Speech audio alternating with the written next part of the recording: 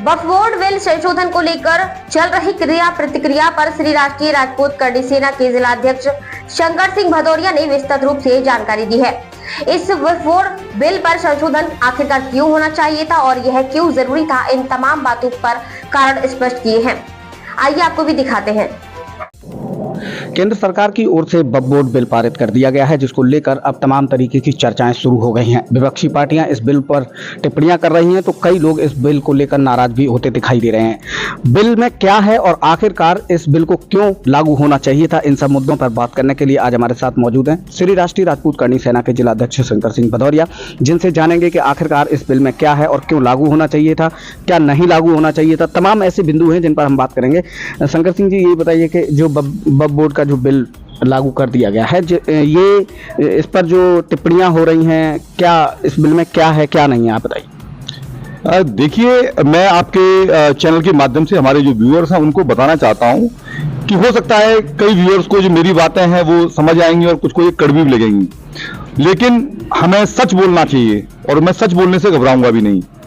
बहुत दिनों से हम लोग ये देख रहे थे कि हम जब कहीं पे भी जाते हैं, रास्ते में आप देखते हो रोड के किनारे, हाईवेज के किनारे कुछ मजारें बनी हुई हैं, कुछ जगह जगह पे आप जंगलों में चले जाएंगे तो वहां पे भी कहीं पे भी मजार बना दी गई है और वहां पे एक हरी चादर उड़ा दी गई है। तो मैं ये समझ नहीं पाता था, मैं स्वयं भी ये नहीं समझ पाता था कि ये मतलब रोड के किनारे बना देते हैं, इससे क्या अंतर पड़ रहा है और इस जो वक्फ बिल में संशोधन लाया गया इसका क्या महत्व है।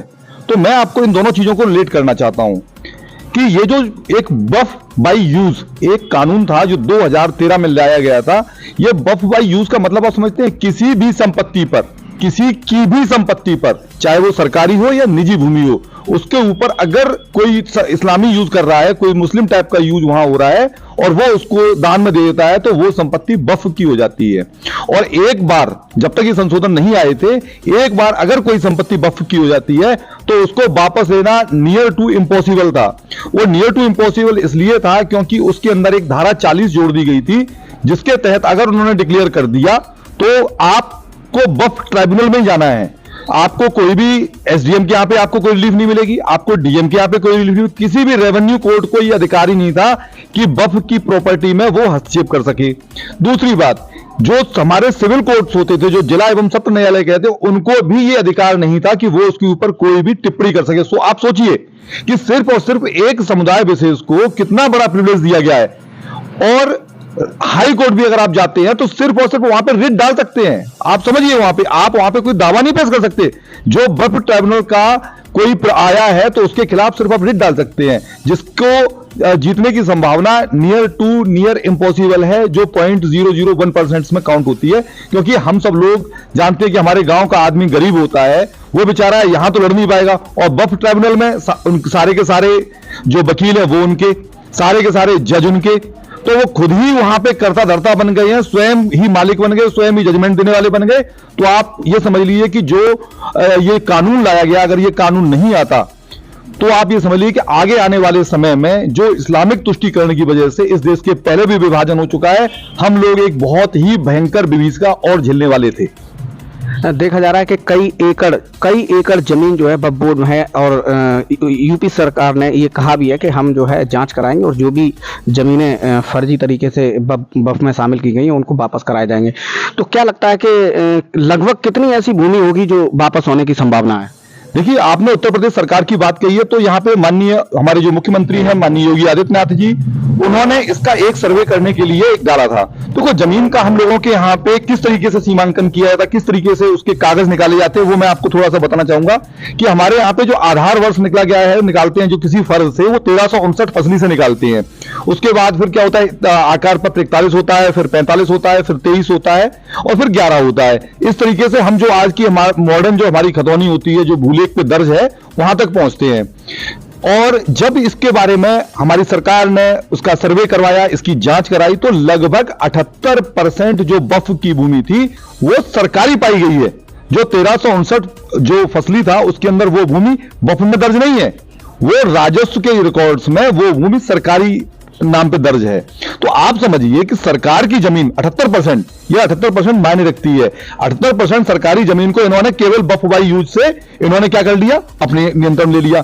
दूसरा, मैं एक और बताना चाहूंगा कि तुष्टीकरण की आप परिभाषा देखिए कि जब इस देश का विभाजन धर्म के आधार पर हुआ 1947 के अंदर, जब इस देश का विभाजन कर दिया गया, तो जो मुस्लिम यहां से देश से अपनी संपत्तियां छोड़ के पाकिस्तान चले गए, उन संपत्तियों को भी इंदिरा गांधी ने एक गजट नोटिफिकेशन लिया के वो संपत्तियां उन्होंने वक्फ को दे दी, वक्फ बोर्ड को दे दी।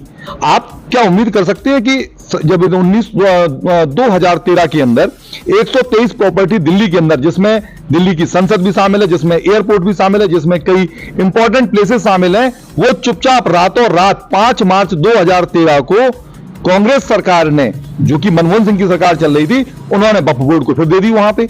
आप समझ सकते हैं कि किस तरीके का ये काला कानून वहां पे लाया गया। उसमें मैं बताना चाहूंगा, विश्व हिंदू परिषद उसमें पार्टी बनी थी और वो चुनाव आयोग के पास गए थे, और चुनाव आयोग क्योंकि आचार संहिता लग चुकी थी, इस वजह से उस आदेश को रद्द कर दिया गया।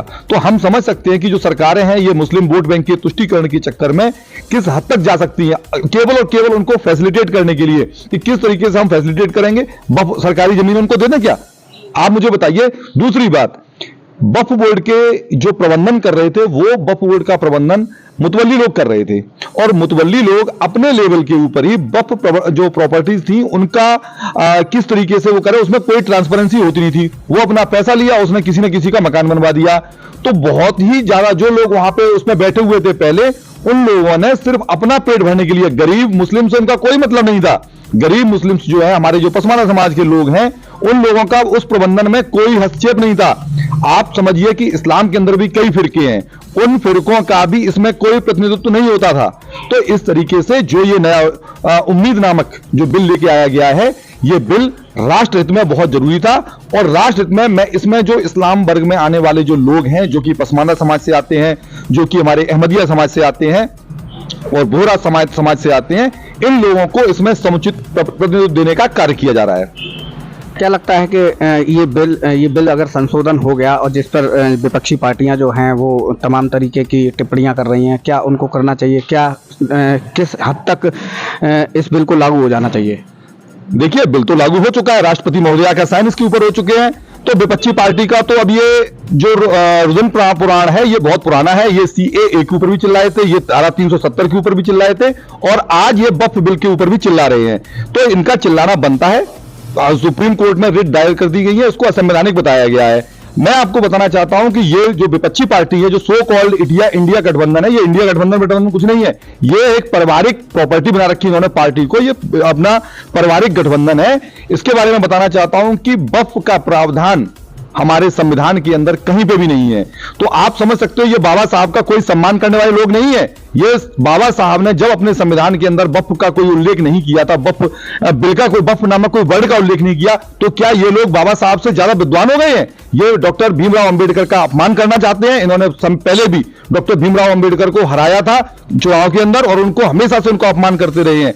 तो ये ऐसे लोग हैं जो संविधान का अपमान करने वाले लोग हैं, गैर संवैधानिक लोग हैं, और सिर्फ तुष्टीकरण की राजनीति के चक्कर में अपना वोट बैंक सहीना चाहते हैं। सिर्फ जो हमारे मुस्लिम भाई हैं उनको गुमराह करते रहेंगे, और गुमराह करने के साथ साथ ये उनको डराते हैं कि बीजेपी आएगी तो ऐसा हो जाएगा, अगर RSS वाले ऐसा कर देंगे, बीजेपी सरकार में आपको आपके अधिकार नहीं मिलेंगे, CAA आ जाएगा तो आपकी नागरिकता छिन जाएगी। मैं आप लोगों से जानना चाहता हूं कि मुझे बता दीजिए कि CAA आने के बाद क्या किसी भी मुस्लिम भाई की नागरिकता आज तक छिनी है? किसी की भी नहीं छिनी, एक की भी नहीं छिनी है। मैं ये दावे से कह रहा हूं, और संविधान के अंदर भी कहीं पे भी वक्फ वर्ड का उल्लेख नहीं है, ये भी मैं दावे से कह रहा हूं। अगर मेरी बात गलत निकले तो आप मुझसे संपर्क कर सकते हैं। तो वक्फ बिल संशोधन के बारे में विस्तृत रूप से जानकारी दी श्री शंकर सिंह भदौरिया जी ने, और किस हद तक इसको लागू होना चाहिए, तो लागू हो भी गया है। और विपक्षी किस बात को लेकर इसका विरोध कर रहे हैं, इन सब बातों पे हमने बात की। लगातार हमारा टॉक शो और कई मुद्दों पर बातचीत जारी रहेगी। देखते रहिए सत्यम समाचार विशाल शर्मा के साथ।